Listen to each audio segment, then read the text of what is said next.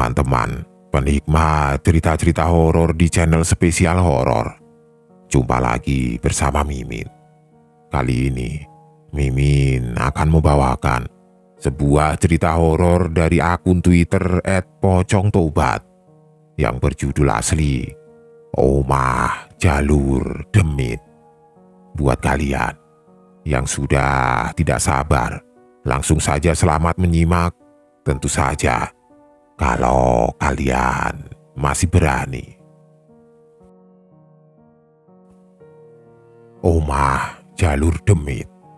Mereka tidak tinggal, mereka hanya lewat jalur-jalur yang sudah ditentukan untuk aktivitasnya Omah Jalur Demit. Dan ini berpusat di lahan belakang rumah Mbah Wage. Umurku waktu itu masih kecil, sekitar belasan. Ini pengalaman pertamaku. Kebetulan di desa kami, tempat buang air besarnya itu semua di luar rumah. Namanya Jumbleng. Setiap belakang rumah kami, pasti ada pohon jambu. Pohon jambu ini mengelilingi seluruh desa. Layaknya sebuah pagar besar mengelilingi di seluruh belakang rumah warga. Waktu itu sekitar pukul 20 malam. Tentu itu cukup gelap untuk kondisi pedesaan. Perutku merasa sakit, mules, dan sudah tidak bisa ditahan. Aku berlari keluar rumah menuju ke belakang rumah, berlari ke arah WC. Aku sudah tidak peduli dengan kondisi sekitar. Aku jongkok dan mulai berkonsentrasi menghabiskan isi perut yang ingin keluar. Beberapa pohon jambu yang melengkung menutupi langit menjadi satu-satunya atap, dan beberapa kain dan anyaman bambu menjadi temboknya, karena tembok semen itu sudah sangat elit kala itu. Tidak lama aku membuang hajat. Tiba-tiba suara layaknya sebuah benda padat menghantam pohon-pohon bambu di sekelilingku. Prak, prak, prak. Sialan, apa ini? Gumamku. Dan lagi, prak, prak, prak. Dan kumpulan tanah kering menghantam badanku yang sengaja dilempar dari arah tertentu. Aku berdiri dan mencari siapa yang mengerjaiku. Orang lagi enak-enak kok diganggu. Aku yang menoleh ke kanan ke kiri mencari seseorang yang melemparkan tanah ke arahku. Namun tidak satu pun aku menemuinya di sana. Aku pun jongkok kembali menyelesaikan hajat yang tertunda. Dan lagi, kali ini lebih banyak. Tanah kering dilempar ke arahku dan aku kembali bangkit. Refleks aku melihat ke atas pohon jambu yang ada di sebelah rumahku. Dan, waduh Mbah, aku teriak. Sosok hitam besar berbulu duduk di atas pohon jambu tersebut. Seketika, aku menyelesaikan hajatku dan lari terbirit-birit. Baik genderuwo Mbah. Aku lari ke arah rumah dan masuk ke kamar mandi untuk membersihkan hajatku tadi. Ada apa tole? Mbah Kakung keluar dari kamarnya karena teriakanku tadi. Si Mbah Kakung yang keluar dari kamar menghampiriku dan menanyakan kenapa aku berteriak-teriak. Karena rumah-rumah di pedesaan itu jarang-jarang, maka suaraku mungkin tidak membuat gaduh para tetangga. Itu Mbah, ada genderuwo di pohon jambu, ungkapku. Dan dengan beraninya, si Mbah Kakung keluar rumah dan menuju ke arah pohon jambu. Namun, sebelumnya dia menuju ke kamar mandi untuk mengambil air di gayung. Dengan percaya diri, Mbah Kakung menyiramkan air itu ke arah pohon jambu. Mana? Tidak ada, kata Mbah Kakung. Anu Mbah, tadi ada di situ. Orang aku dilempari tanah-tanah kering pas lagi buang air besar, jawabku. Sudah masuk, sudah malam, tidur, kata si Mbah Kakung. Kami pun masuk ke dalam rumah dengan sejuta pertanyaan yang hadir dalam benakku. Ini orang-orang tua kok pada berani ya? Aku yang terheran-heran. Besoknya aku pun bercerita kepada teman-teman sejawat dan tidak hanya aku. Beberapa teman juga mengalami hal yang sama dan mendapat cerita-cerita pula dari orang-orang tuanya bahwa di kampung kami ada yang disebut dengan Omah Jalur Demit. Rumah-rumah yang dijadikan aktivitas jalannya para demit yang lewat. Cerita ini sudah menjadi pengetahuan dan turun-temurun dari orang tua kami. Ada satu lahan yang diyakini disitulah berkumpulnya para demit, lahan milik Mbah Wage. Di sana sering terlihat sosok dengan berbagai jenis. Dimulai dari cerita milik Yadi, disebut dari orang tuanya ada beberapa rumah yang menjadi jalur lewatnya para demit. Dari rumah milik Hendro, Yadi, Pur, rumahku, dan rumah milik Mbah Kas, sampai ke lahan milik Mbah Wage. Dari jalur-jalur itu sering dilihat berbagai jenis demit. Kala itu, Yadi hendak mandi. Karena pulang dari mencari rumput, waktunya menjelang maghrib beberapa lampu mulai dinyalakan. Namun karena itu masih di perkampungan tentu tidak seramai di perkotaan. Belum, suara-suara hewan malam masih begitu nyaring terdengar. Rumah di perkampungan kebanyakan terbuat dari papan. Masih ada beberapa lubang untuk kita mengintip sekitar rumah.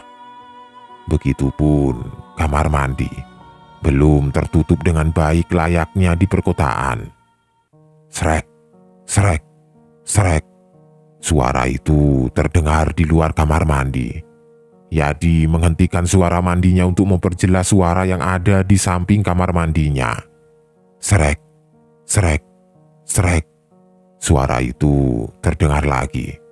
Tidak lama, Yadi mulai mengintip dari dalam kamar mandinya ingin mengetahui apa yang sebenarnya ada di luar. Begitu ia melihat dari celah papan kamar mandinya, kaget sangat luar biasa. Badannya tertegun, diam mematung.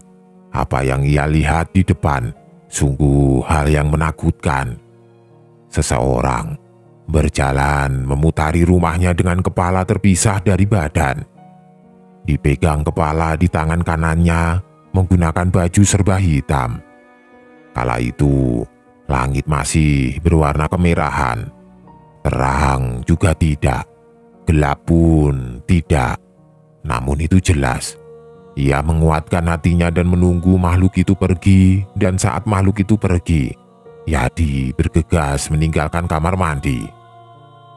Dikonfirmasilah ke orang tuanya, memang benar adanya, dan rumahnya menjadi salah satu Omah Jalur Demit. Bukan hanya sekali dua kali, sering kali. Dan di waktu yang sama di kala surup atau menjelang maghrib, selalu ada sosok-sosok aneh yang lewat di sana. Semenjak itu, Yati tidak akan mandi di waktu-waktu itu. Lebih baik ia menundanya sampai maghrib selesai. Belum lagi suara anak-anak yang berlari, berteriak ke sana kemari. Namun di waktu-waktu tersebut tentu tidak ada anak yang masih bermain. Kemudian, cerita dilanjut dari pengalaman Hendro. Kala itu, rumah Hendro sedang ada hajatan, nikah kakaknya Hendro. Seperti biasa, kalau di kampung itu hajatan, ya waktunya melek-melekan sampai pagi, ngopi, main gaplek, main remi, sudah jadi hal biasa. Saat itu, banyak datang tamu dari desa sebelah. Dan beberapa keluarga dari jauh pun ikut datang. Letak rumah Hendro ini persis di samping rumah Mbah Wage. Dan warga sudah tahu bahwa di belakang rumah Hendro juga bagian dari jalur demit. Bahkan terkenal di bambu-bambu belakang rumah Hendro adalah salah satu sarang kerajaan kera putih sebangsa siluman. Karena beberapa orang meyakini itu, tidak satu dua orang melihat itu sudah menjadi keyakinan warga kampung. Namun kali ini, Hendro tidak membahas kera putih. Saat itu, Ada saudaranya yang dari luar kampung menginap di rumahnya. Kebetulan rumah Hendro ini mempunyai kamar mandi yang berada di luar rumah. Pada tengah malam, masih banyak tetangga yang main gaple atau remi di rumah Hendro. Dan biasanya itu sampai pagi sudah menjadi kebiasaan. Tidak lama, salah satu keluarga, Sari namanya, hendak buang air kecil, mungkin sekitar pukul 1 pagi, jelas Hendro kepada kami. Namun, lama Sari pergi ke kamar mandi, kok ditunggu-tunggu tidak balik-balik. Tegas Lek Sum, ibu dari Hendro kemudian diputuskan untuk menyusul Sari. Begitu kagetnya Lek Sum melihat Sari tergeletak di tanah. Kemudian dipanggillah suaminya Lek Paidi dan digotong ke dalam rumah. Cukup lama Sari pingsan. Namun kemudian Sari pun tersadar. Sari pun bercerita kepada keluarga Hendro sambil menangis sesenggukan. Jadi waktu itu, ketika Sari hendak buang air kecil, dilihat air di ember itu habis, maka dia punya inisiatif untuk mengambil air dari sumur yang berada di sebelah kamar mandi rumah Hendro. Sumurnya Hendro ini juga bagian dari tempat seram di kampungku. Bentuknya lebar dan masih terbuat dari batu bata. Banyak yang bilang itu peninggalan company. Dan cara mengambilnya masih dengan cara menimba. Saat Sari mengambil air dan dituang di ember, Sari balik ke kamar mandi. Namun, ia melihat sosok seperti pohon pisang yang awalnya tadi sepertinya tidak ada, sekarang berada di samping kamar mandinya. Awalnya kecil, sekitar 2 meter. Namun lama-lama meninggi. Semakin lama semakin tinggi, wujudnya malah menyerupai pocong. Semakin lama, wujudnya hampir mencapai tingginya pohon bambu. Sari pun tidak dapat berucap saking takutnya. Kemudian, semua gelap dan Sari pingsan. "Wedon," kata Lek Paidi. "Itu wedon." "Sudah, tidak apa-apa. Nanti kalau mau ke kamar mandi bilang saja, biar ibu yang antar," kata Lek Sum. Sudah dapat dipastikan, rumah Hendro juga menjadi salah satu omah jalur demit. Tapi yang terkenal memang sebetulnya kerajaan kera putihnya. Banyak yang bilang itu sebuah kerajaan siluman pesugihan. Namun, belum ada satu warga kampung yang pernah memuja di sana.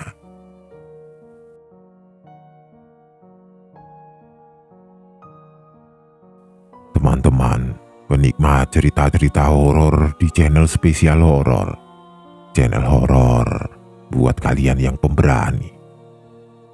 Kali ini, Mimin akan membawakan sebuah cerita horor dari akun Twitter Infinite One Pictures and Infinite One Pic yang berjudul asli Jalan Mawar 1988. Buat kalian yang sudah tidak sabar, langsung saja selamat menyimak kalau kalian masih berani. Hai semua, namaku Nara Asih, tapi banyak orang yang lebih memilih memanggil dengan sebutan Asih. Aku tinggal di sebuah daerah terpencil yang letaknya di dekat Selat Sunda dan berlokasi di Jalan Mawar 7. Rumahku berseberangan dengan rumah putih tua yang dulunya pernah ditinggali oleh nenek dan kakek sebelum ajalnya menjemput. Cerita ini bermula ketika aku berusia 6 tahun, tepat pada tahun baru 1994. Suatu ketika, keadaan sekitar rumah tiba-tiba terasa sangat dingin. Saat itu, aku tengah bermain di teras depan rumah dengan adik laki-lakiku, Araya. Kami dihampiri oleh seorang wanita dengan memakai jubah hitam seperti Algujo. Araya menghampiri wanita itu dan kembali menghampiriku. Dia bilang kita harus pergi ke rumah nenek kakek di seberang rumah dengan nada bicara seperti orang yang sangat ketakutan. Lalu kami langsung bergegas ke rumah tersebut tanpa basa-basi. Sesampainya di rumah tersebut, aku melihat dan mendengar apa yang adikku takuti. Aku juga menemukan boneka tua yang sudah usang milik ibuku di atas kursi roda kamar bawah. Boneka itu tersenyum. Adikku yang tahu ceritanya langsung mengambil boneka itu dan menyuruhku lari dari ruangan tersebut. Ketika kami lari ke arah pintu, tiba-tiba pintu tertutup dan slot kunci pintu itu terasa seperti mengunci kami. Kami mendengar ada suara yang menyuruh kami mengembalikan boneka tersebut. Kami juga melihat bayangan sehelai kain putih mengelilingi kami. Kami ketakutan dan tidak sengaja menoleh ke belakang. Kursi roda tersebut hilang. Di antara emosi yang menerjang dengan disertai rasa takut, aku berdoa dan pintu terbuka sendiri dengan suara yang sangat mengagetkan. Brak, bunyi pintu tersebut. Akhirnya kami berdua lari dan pulang ke rumah. Boneka tersebut kami buang di halaman depan rumah nenek ketika kami lari. Sejak saat itu juga, aku selalu bermimpi bermain dengan anak kecil perempuan persis seperti boneka itu.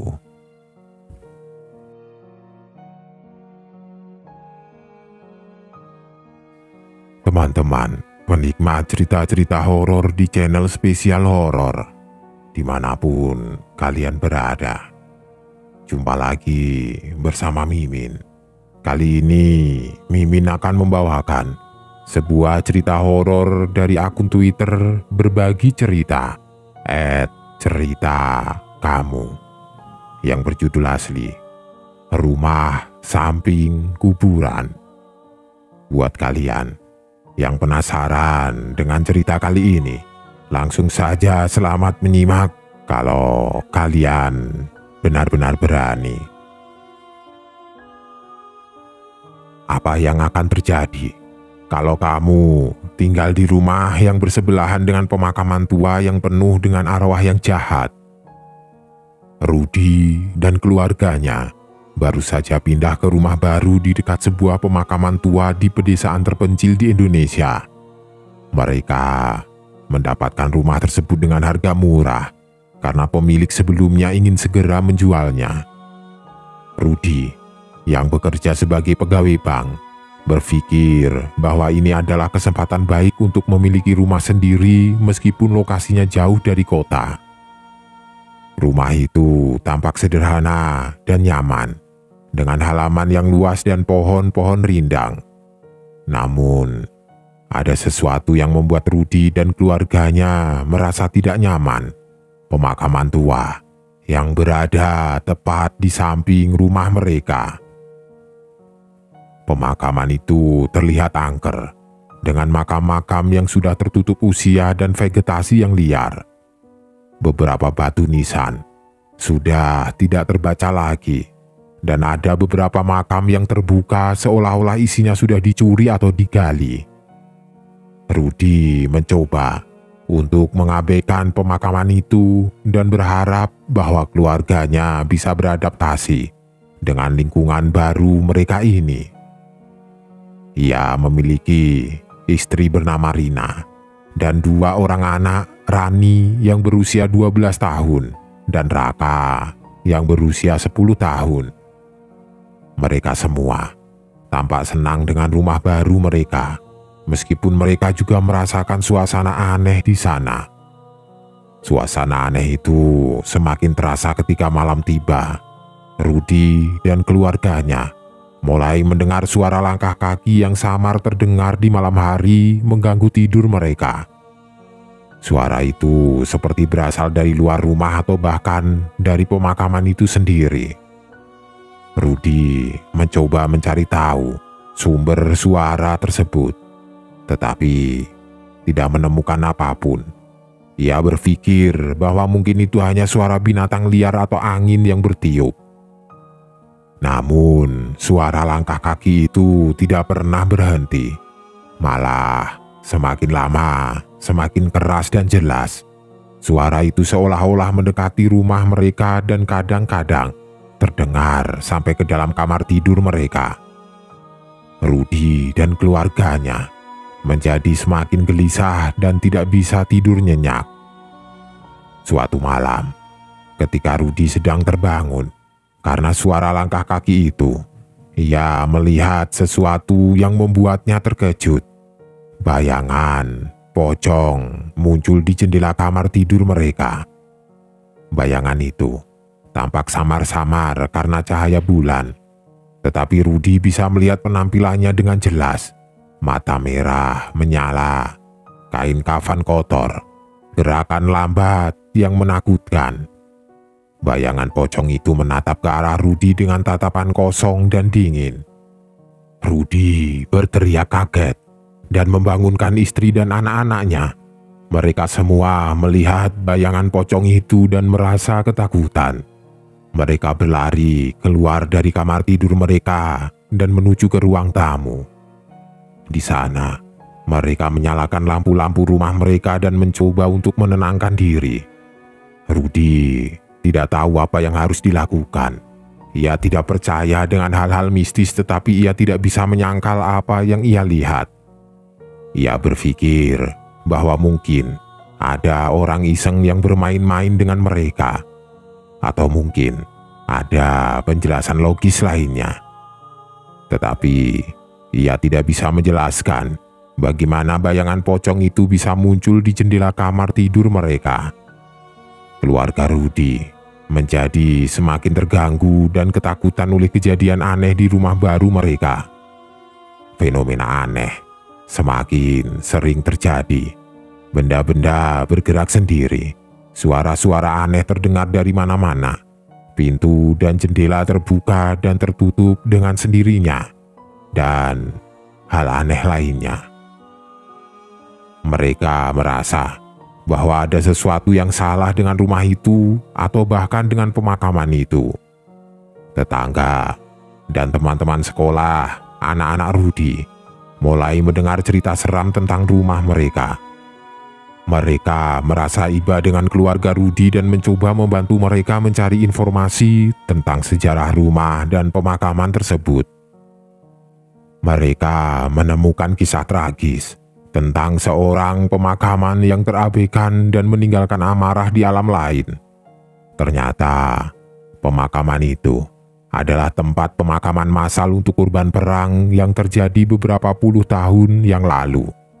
Banyak mayat yang tidak teridentifikasi dan tidak terurus, sehingga mereka dikubur secara sembarangan di pemakaman itu. Beberapa mayat bahkan tidak sempat dikafani, sehingga mereka masih mengenakan pakaian mereka. Salah satu mayat itu adalah seorang pria muda yang masih mengenakan seragam militer, dan ia adalah pocong yang muncul di rumah Rudy. Pocong itu adalah arwah yang marah karena tidak mendapatkan penguburan yang layak. Ia merasa tersiksa dan tersesat di antara dunia hidup dan mati.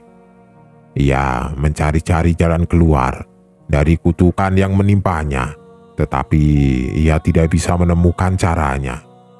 Ia hanya bisa menghantui pemakaman itu dan rumah-rumah yang berada di sekitarnya.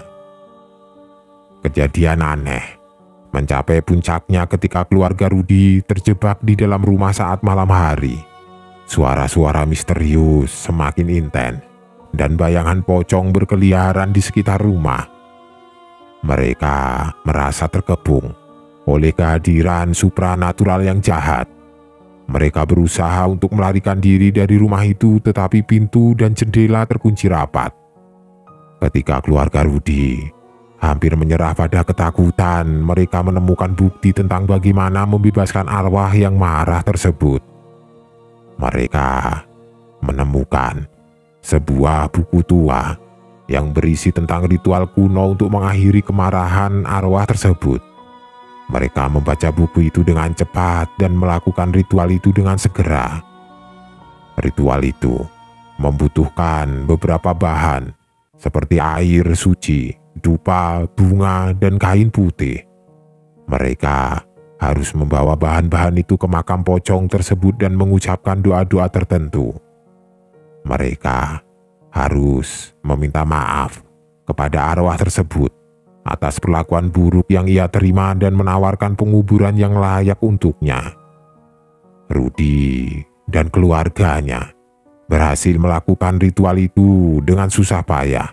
Mereka berjalan ke pemakaman itu dengan hati-hati sambil membawa bahan-bahan ritual itu. Mereka mencari makam pocong tersebut dan menemukannya di sudut pemakaman yang gelap. Mereka melihat pocong itu sedang duduk di atas makamnya dengan tatapan kosong dan dingin. Rudi memberanikan diri untuk mendekati pocong itu sambil membawa kain putih. Ia meletakkan kain putih itu di atas tubuh pocong itu sambil mengucapkan doa-doa. Ia meminta maaf kepada pocong itu atas segala kesalahan yang telah dilakukan oleh manusia kepada dirinya. Ia berjanji bahwa ia akan mengurus penguburan pocong itu dengan baik. Pocong itu tampak mendengarkan ucapan Rudi dengan tenang. Ia tidak lagi menunjukkan kemarahan atau kebencian kepada Rudi dan keluarganya. Ia malah tampak lega dan bersyukur atas tindakan Rudi. Ia mengangguk pelan kepada Rudi sebagai tanda terima kasih. Setelah ritual selesai, suasana rumah Rudi menjadi tenang. Fenomena aneh mereda dan bayangan pocong tidak pernah muncul lagi. Keluarga Rudi merasa lega dan bahagia.